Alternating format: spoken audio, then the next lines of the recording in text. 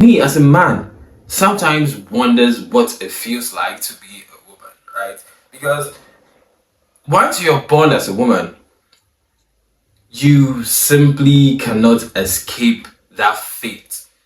People, men, big men in society will try to take advantage of you. Whatever you say does not really matter. You're not even allowed to share your opinions when men are talking.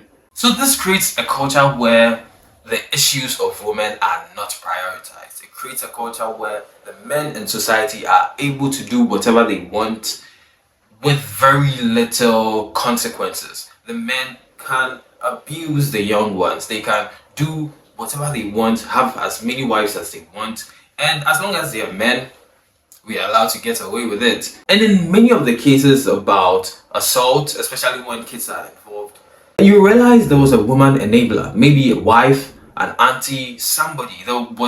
There's always a woman who was either told or saw what was going on, but simply look the other way. And many people will blame the woman. They'll say, why didn't you do this? Why didn't you do that? But like I said, misogyny. Once you're born a woman, issues concerning you are just not significant.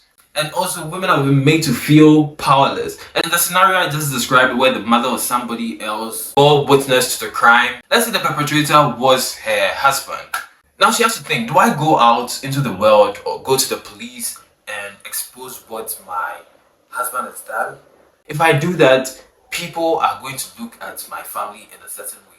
People are going to look at me in a certain way. People are going to look at my husband in a certain way. And if my husband is arrested, I will have to suffer, because in most African societies, the women do not work.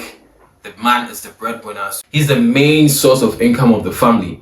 If you eliminate the family, she's going to starve. So this woman is simply not going to throw away all the hard work and all the years she has spent with this man just because her own daughter was abused by this man.